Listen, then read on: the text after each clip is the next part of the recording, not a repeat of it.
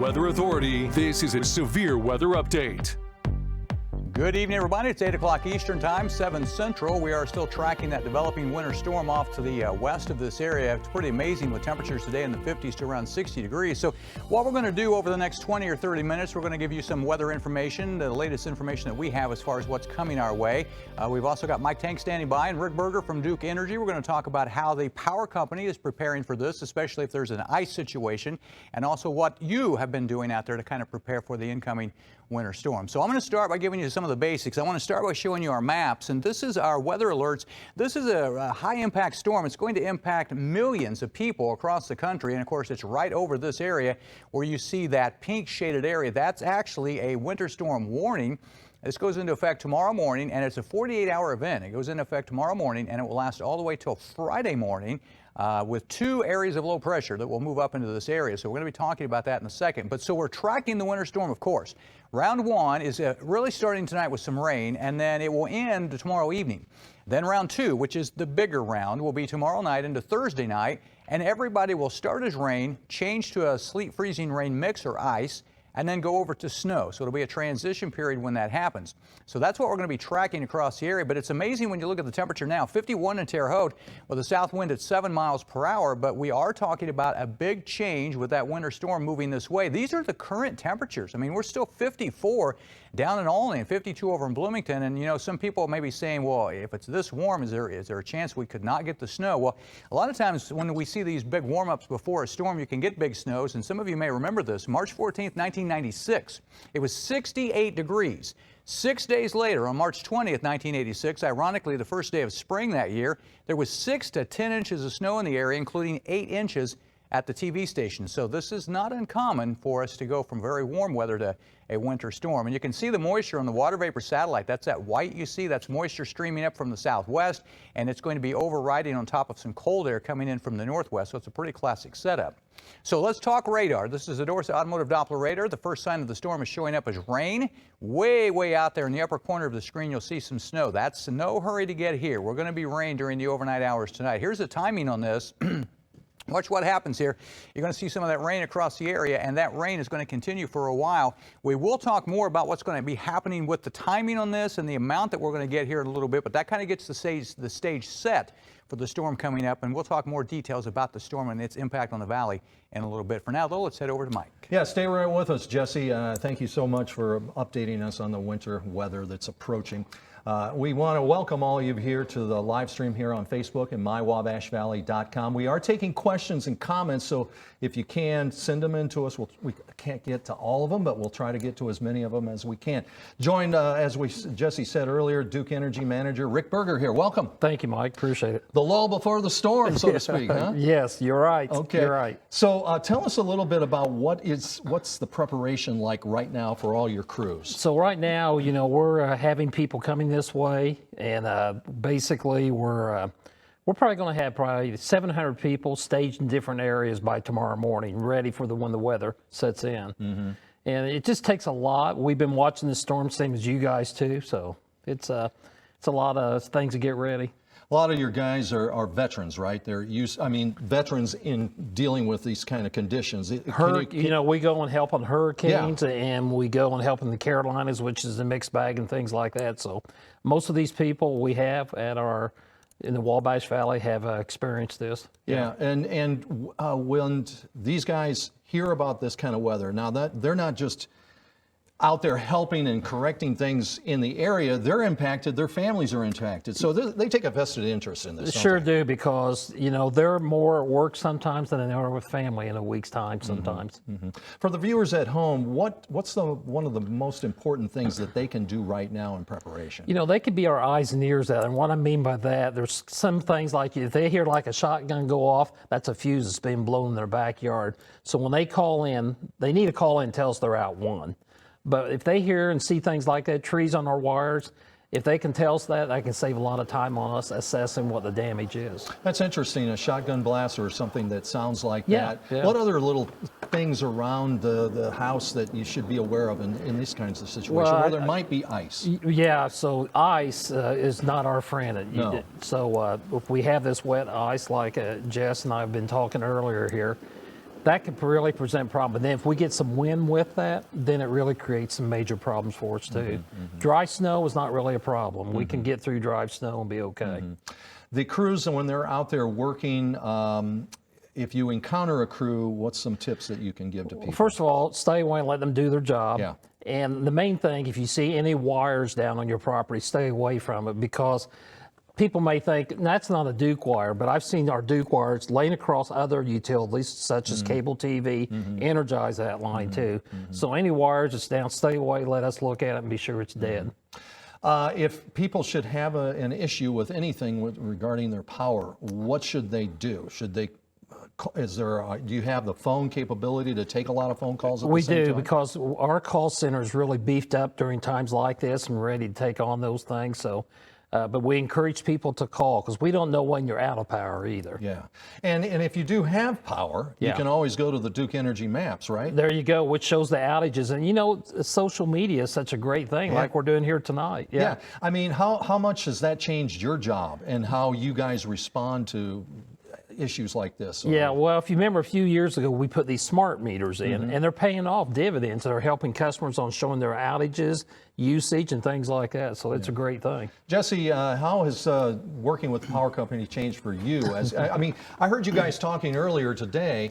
He depends on your forecast. Yeah, we do. Yeah, you know, we're real happy to work with Rick and all of the Duke people out there. And then that's been one of the biggest concerns anytime we have a winter storm, is the ice potential. And, you know, we've been talking about this storm for days now, and one of the biggest comments I've gotten when I've been out and somebody says something about the storm is, they'll say things like, you know, I'll take the snow, but I don't want that ice. I don't want the ice to drive on, and I'm worried that my power is going to go out. So, you know, the guys at Duke are great. They always are very well prepared. You know, they'll bring people in before a storm gets there, because it's hard to get people into an area once the storm's there, once you've got, you know, slick roads and you know, you got power out. So they always are very good at working ahead, and, you know, we're always happy to work with them. So hopefully we don't see a whole lot of ice, and we're going to talk about that in a little bit. I think the numbers are a little bit better than what we were thinking maybe a day or two ago. Yeah. Rick, I mean, you're sitting here with a meteorologist over there just a few feet away. Anything you'd like to ask him about what he's seeing right now? You know, Jess is 24/7. I call anytime, and he's there, and I appreciate the opportunity. You know, we have meteorologists too at Duke Energy. Do you really? We do, and but Jess is right on it here whenever we call, and it helps. It really does, and I really appreciate that. Yeah. I want to thank all of you for joining us right now on Facebook Live and mywabashvalley.com. At the bottom of the screen, you can see there are already closings and delays for tomorrow, and that is. Jesse, and you can address this too. That is so important. I think you were at Linton, what was it, yesterday, and you told those kids you had some good news for them, didn't you? Yeah, I said you aren't going to go to school the end of the week. So yeah, they were kindergartners, and I actually was. The teachers, I think, were happy too. Yeah. I was scheduled to be at Shakamak today, and we had to postpone that to come back in to get ready for this. But yeah, and as a matter of fact, I was on the phone with Vigo County School Corporation earlier today, and they were trying to make a decision, because tomorrow's one of those days where it's going to start with rain, but it will transition, and they didn't want to take chances of, you know, having the students being transported during that time. So yeah, we're also kind of working with the schools out there. You know, you mentioned if you want to post a question on our page, and we've got a bunch of people that have made some posts on here, and I want to go over a couple of these right off the top here. It seems like a common question is, when is this going to start? What's the start time? So if we can, let me take for a minute here, and I want to show you this map again, and this is going to give you an idea of start time. It's going to transition from the northwest to the southeast with time. So the farther southeast you live, the longer you're going to have to wait to see that winter weather. So look at the clock at the top. That is about midnight overnight. And it's everything rain for us, and it's snow to the northwest. Now we'll transition a little bit farther into this. This is around almost 6 a.m. tomorrow. We're still rain basically in the southeastern half of the area. The transition period, and that's what I mean by some sleet and freezing rain, is now nearing the Terre Haute area, and then all snow north of there. And then eventually we're going to see this all become basically some snow and freezing rain. Now that's around 2 to 3 in the afternoon, and we start to see most of the rain pushing down to the south, and eventually this is going to taper off. See that right there? So by tomorrow at about 10 o'clock, you may think it's over. But we've been talking about this being a two-pronged system, so it looks like it's over, but then look here. Here comes round two, and round two will be a bigger system, and it'll be primarily all winter precip, probably no rain.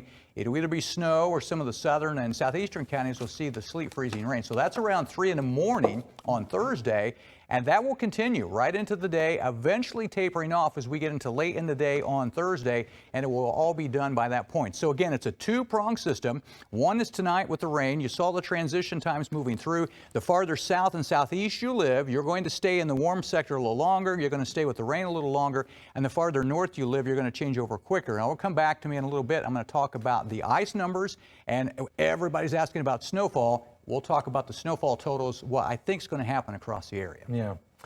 The highway departments, they're always dealing with this, and they're out there trying to pre-treat. And you guys, your crews have to get out on the bad roads. So what do you do? Any special steps that you take? We got a great partnership there with all counties that we are in. I mean, if we have a tree in the way, we can usually take our truck and help move it out of the way and things like that. But great partnerships with what we got here. Because, you know, it takes a village of people to get through a storm, Mike. Yeah. It does. What do your guys that are out there driving their equipment around, do they take any like evasive or, training, special driving training? One thing that's really every day is safety in our world, especially around electricity. But we do driving and all that, and, safety is enforced every day at Duke Energy. How long have you been preparing for this? I think we've been looking at this for a couple of weeks because we knew it was out there, it was going to be coming, and working with Jess, we saw it was coming, and we're prepared. We really are.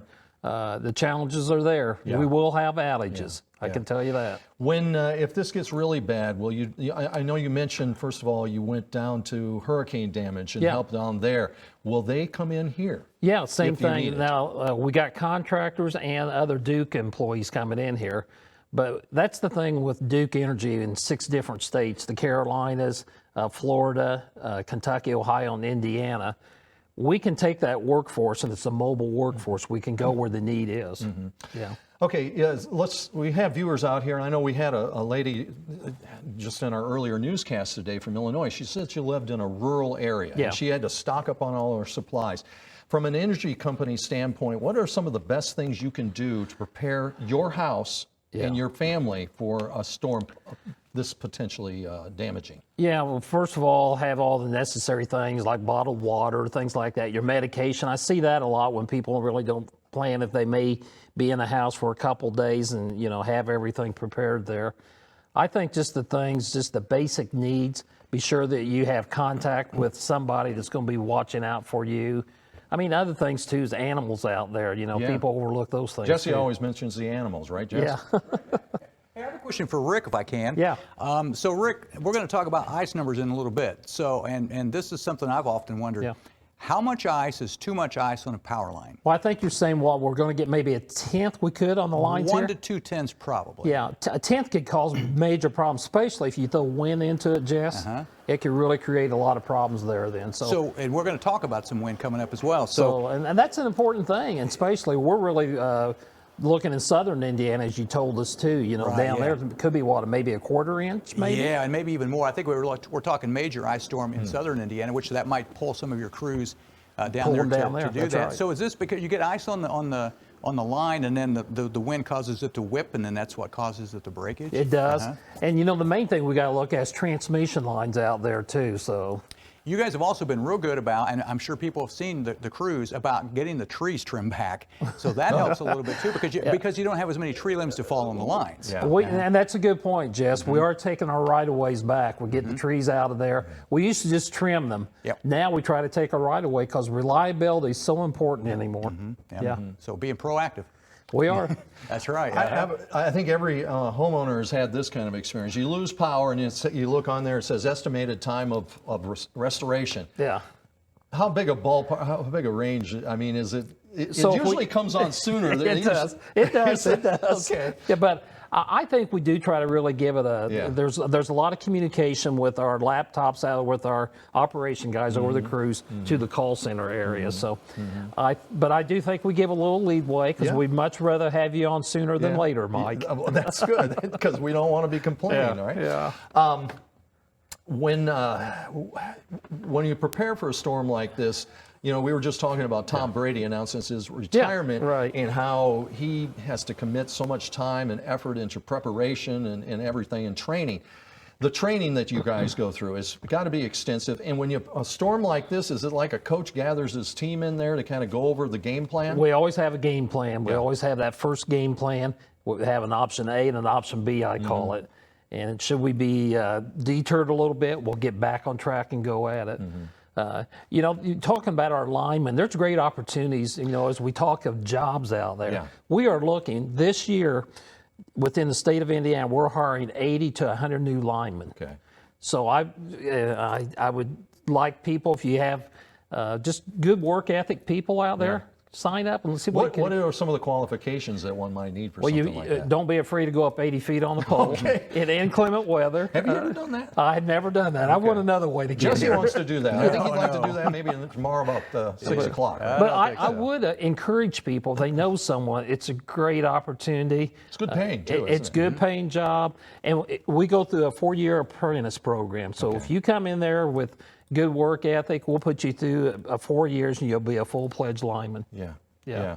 And I would think that people who work for Duke stay with Duke for quite a while. Most of the time they do. And then, you know, a long career like you and I talk, you know, I got 45 years coming up in May and I'm still enjoying it. He is. He loves to talk about Duke energy, that's for sure. Jesse, you have any other questions for Mr. Berger? Well, I'm going to tell you what I'm going to do. A lot of people have been asking about the start time, which we kind of went over. And Rick and I just talked about the wind, which we're going to talk about. But the next thing I want to show you is to understand that when you can't have freezing rain until the surface temperature is below freezing, simply put. So what I want you to do now is and this is the most recent model run, I want you to pick a location which is very close to you. And I'm going to go through this and show you from the northwest to the southeast when the temperatures will start to drop. Because as long as it's above the freezing mark, you don't have to worry. We're not going to have freezing rain. We're not going to have ice, anything like that. So we're going to take you into about 5 a.m. tomorrow. And the only areas that we have below freezing at that point are up near Champaign. So at 5 a.m., everybody else is fine. I mean, it's still in the 40s across basically all of the areas south of I-70. So overnight, we're fine. Now we're going to step ahead a little bit more. Now notice by around 3:30, everything from about Terre Haute northwest is now below freezing. So anytime that drops that low, we're at the risk of changing this over to the freezing rain and the sleet. If you're still in Vincennes and, you know, say down in Washington and Bloomfield, you're still okay. And it's turning a lot colder up in the Champaign area. So that's the transition about mid-afternoon. And then by tomorrow night around 10 o'clock, everybody is now below freezing. At that point, there's no more rain. It'll all be freezing rain or sleet, or most likely, in a lot of cases, change to snow by that point. So that's going to give you an idea of the timing on when we would transition this into the freezing rain, from the rain to the freezing rain. And then you'll see the temperatures just stay cold as we head into the day on Thursday. Now, next up, we're going to talk about rainfall. We haven't said much about this, but the ground is frozen for the most part. So this rain is going to run off. So there's also going to be ponding of water. Watch out for that. We could see some places that pick up more than 2 inches of rain by the time this is done. So it also has that aspect of the storm. Next up is ice. And this is what Rick and I have been talking about here tonight. I think a lot of these numbers, Terre Haute, I think maybe a tad high. I think we're probably closer to maybe 1/4 of an inch.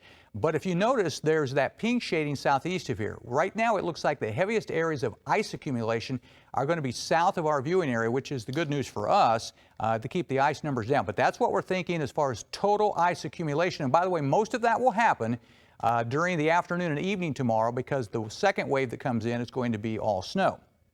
People have been asking about snowfall totals online as well. This is my map of how much snow I think we're looking at. We're going to kind of zoom in for you to take a look at this. But where it changes over first and stays snow the longest, that's where we see the most snow. I think Interstate 74, Danville, Champaign area, could be a foot of snow, give or take a couple of inches. Then south of that, which gets you into the Terre Haute area, Marshall, say Brazil, Rockville, Paris, probably in the neighborhood of about 6 to 10 inches. That's pretty significant for this area. South of that, say Sullivan, Robinson, Linton, over to Spencer, Clay City, probably closer to the 5 to 8 inch range. And then right now, I think the southeast counties, because remember, it will stay rain there longer, say Vincennes area over to Washington, Lagodi, Bedford, about 2 to 5 inches total. So that's what we're talking about on the snowfall totals across the area. At least that's my thinking as of right now. And before we even go over to snow, remember, we're going to have the rain and a little bit of some sleet and freezing rain. I will say one thing, guys, before I throw it back to you. We've been watching this for days, and this morning when the model runs were coming in, it was showing that we're going to get the colder air in here sooner.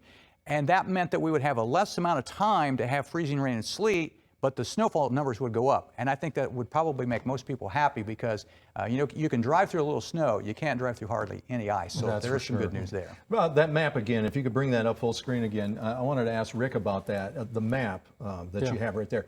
When you look at that, where do you see your crews pre-positioning, or where would your focus be? So a lot of these people that's coming in is coming from Virginia, Ohio, and up from Kentucky. So I see the bottom half of the state area and middle. They're coming in beyond that in the state of Indiana here by the Indianapolis area. That way, once we find out what's going on, that's when we drive them to those locations to get them there. So where will they be as this is starting to fall? They could be on a Walmart parking lot just ready to go, standing by.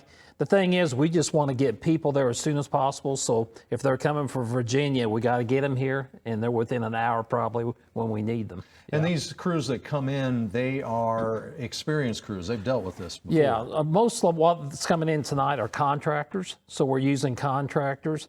And like any utility, we have agreements with each other to help too. I think there's some utilities in here that'll be helping as we've helped them.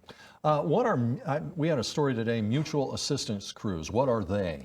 It's kind of where we just have what I just said. Those are we'll it. kind of work together Okay. in times of need. Okay. One other things we're talking about customers and everything is how do we bring people back on? Why sometimes? Yeah, the rhyme or the reason. Sometimes it doesn't seem to be. Yeah, so we try to bring their circuits. That's the lines you see get throughout a city. If we can bring 100 or 1,000 people on, that's what we strive to do. And then it gets down to your account, my account, and the singles. So it just takes time, but priorities are hospitals and nursing homes too. And there are some elderly citizens too that also have a priority. That's right, because if they're on life support or something like that, we have that flagged on our system. And that is a good point. If you know somebody and they don't tell us that, they need to get with us and be sure that we got them identified, please. Yeah. I just want to point out right now, if you do have an outage, and you say this, call, and there's the number, 1-800-521-2232, 1-800-521-2232. We'll have this information on mywabashvalley.com, and of course, you can find it on Duke Energy's website, Facebook page too. That is an important thing. I mean, and technology has helped you really help these people that are on life support or oxygen. It's an amazing machine that this thing really helps us on our communication, because most of the time too, you will get a text or a phone call from us to be sure you're on too. Yeah, might be a good thing. I know we all have our contact list. It might be a good thing to put Duke Energy's. I think so. And that number is the number to put in, right? That is the number, yes. Jesse, have you ever had to? How many times have you had power out at your house, and how quickly has it been restored? I want to hear this. That's a loaded question. It seems like we have more trouble than a lot of people for some reason, although usually it's not out for very long. That's a good thing. And you get the text alert and it gives you an estimated time, and I think you mentioned this, it's usually before that it comes back on. So that's the good news. The crews are out doing that. I wanted to get to one question. This was Charlene Cox, and she said, so traveling from Bloomington and Bloomfield area, when is it going to start getting bad down there? And the temperatures in that area won't actually probably go below freezing until tomorrow evening. So if you're going to stay in that immediate area, you should be okay during the day. As we get into late in the day, the temperatures will fall enough. But most of the daytime, the morning and at least in the mid-afternoon, is going to be okay in those areas down there if you're going to be traveling. I got a few more things I want to show you graphic-wise. I showed you my map of snowfall. Now, we have all kinds of computer models, and I'm sure if you've been watching this stuff on social media, you've seen this. This is our in-house model, and this will show you some specific cities, and I want to show you what it happens. We have round one coming in, which is tonight and into the evening tomorrow. Now, this is interesting because by about 11 o'clock tomorrow night, if you live very far south of I-70, you're not going to have any snow, because it's all going to be rain and then a mix. We're showing about 3 inches, a little over, along I-70, and about 8 inches up towards Paris. Now, that's round one. Now, watch what happens when round two comes in, because everybody gets in on the action. Even down south, we're talking, some of those 3, 4, 5 inch amounts. We do show 9.1 in Terre Haute and then 14.8 in the Paris area. I can tell you that if we get up to that 9.1 inches in Terre Haute, this would make it the biggest snow event for Terre Haute since 1982, as far as a single storm. So 40 years. That tells you how significant this could be. Yeah, he'd been at Duke Energy for 3 years. I was here. You're right, my gosh, Mike. you were only 5 years old back then, right? He was a working man back then.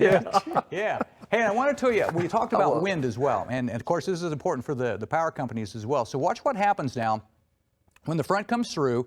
The winds will pick up. Now these are what we call sustained winds, meaning constant. And notice the time. This is Thursday. The wind tomorrow is not going to be as big an issue, I think, as it will be on Thursday. It will be stronger. So around 2 p.m. on Thursday, we've got north to northeast winds sustained at about 20 to 23 miles per hour. But wind gusts will be higher than that. So I want to show you the wind gusts. This is also going to take you into Thursday afternoon. And we could see some wind gusts up around 35 miles per hour, give or take. Now that's pretty strong. And the snow is going to get a little drier towards the end of the event. This does mean there's going to be some blowing and drifting of snow. And with the north and northeast wind, it'll be more of those east-west roads that would be impacted. So I don't want to forget about the fact that there is going to be some wind, and a lot of you live in the rural areas. There could be some drifting of the snow as well as the snow dries out a little bit. So that's also an important factor for us. And then it'll still be pretty breezy even into Thursday night. Once that storm moves away, we'll still be moving some of that snow around. So I'll wrap up my part here with the forecast. Tonight, it's rain. So if you have any plans tonight, you're fine. No matter where you are in our entire viewing area, it's all rain. 37 for the low. Then tomorrow, the rain will slowly transition, as we've talked about, from the northwest to the southeast. 40 in the morning, temperatures will fall. And by evening, pretty much everybody should have changed over to a winter-type precipitation. And then second round comes in with primarily snow with a little bit of a mix on Thursday. That's when I think we'll see our biggest snow. And then cold behind that. And I'm telling you guys, when I say 1 above Saturday, I'm being pretty optimistic. If we put much snow on the ground, I could see some areas being 10 below air temperature, wind chills 15 to 20 below to start the weekend. So, you know, guys, that's another aspect is once the storm's over, it's going to get cold, and some people worry if it gets cold and my power's out, what's going to happen? And with people home and kids home, we need to remind people to be careful of the ice. We had a report earlier today. I don't know if it was true or not. Somebody went through the ice, and we had a little warmth today. We got to be careful about stuff like that. Look, as we wrap up here, let's just go over once again. If we hope people don't lose power, but let's be honest. I mean, this is a big storm, and there will be outages. There will be outages. Yeah. So if you lose power, what are some valuable steps and tips that you can provide to them? Well, just be sure you have a way of communicating with someone if you have to stay in your home there. That's always important. But our promise to our customers, we're going to be out there until everything's done. We'll have guys working 16-hour days and shifting in and out. We'll do our best quickly as we can and safe as we can too, Mike. Yeah. And stay off the roads if they're bad, right? Yeah. Let the crews get out there and work, right? You got it. You got it. That's right. And here's some tips. I mean, these are people who've dealt with snow. I mean, these are pretty obvious, but not everybody remembers a big bad snowstorm like this. Jesse, while you're still there, 78. That's the one everybody always talks about, right? Yeah, that's the benchmark. That the blizzard of 78. That we actually just passed the anniversary of that. That was back January 25, 26, 27 of 1978. And it was hard to measure exactly because of the wind, but we had about 15 inches of snow combined with the wind and everything else. So, and as I mentioned, if this area gets more than about 9 inches here at the TV station officially, if we get more than 8 inches of snow, this will be the biggest single snow system since 1982. In early February of 1982, we actually had 10 inches, to give you an idea. And then we have to go back to the blizzard of 78 to find one bigger. So we don't often see snows of this magnitude. A lot of times our snows are 6 inches or under. So it's a pretty big deal to see something like that. And if you're wondering, I can tell you the National Weather Service in Illinois did consider today posting a blizzard warning, and they may still leave that on the table if the wind does kick up enough. So that's something we've got to remember, guys. That the outlying areas, the snow may blow around a little bit. So it's one of those snowstorms that we don't see very often around this area. Before we wrap up with. I think viewers might be interested. Jesse, how do you measure snow here at the station? Yeah, there's actually an official way. When I go to schools, I talk about this. Believe it or not, we have what's called a snowboard. It's white. You take it out, you put it away from where the wind is going to be blowing, and you put a marker stick by it because, we get 12 inches of snow, you can't find it. You put a marker stick by it, and once it's done, you go out with a ruler, you stick the ruler till you hit the board, because if you measure going into the grass, it's not accurate. And so we measure it that way, and we try to measure, that's a pretty good sized board, 3 or 4 places on there to come up with the amount. And then, Mike, we then, of course, melt it down to get the liquid equivalent. But yeah, believe it or not, and we even have an official ruler. Most rulers have, they're into 1/16 of an inch. Yeah. Our ruler is in 1/10 of an inch. We have a special ruler. High tech. Huh? High tech, Mike. I thought It there was is, an app for everything, but apparently not for measuring snow, huh? Mike, I'd just like to say you and Jess and the team here are great to work with. We, on behalf of Duke Energy and the team, we'd just like to say thank you, really. Well, thank you for doing what you guys are doing. Thank you for being in here tonight. Sure. We want to thank all of you for joining us tonight, and please be safe out there. Don't take any unnecessary drives. If you don't need to, stay home. That's what they always say, right? Yes, and sir. if you do have to go out, be prepared. Have stuff in the car to keep you warm and safe. And remember to call Duke Energy with those power outages. Thanks for watching Facebook Live and mywabashvalley.com. We'll have more news tonight on WTWO News at 11 with Shelby Riley, Jesse Walker, and Grant Pugh. Thanks again. Have a good night.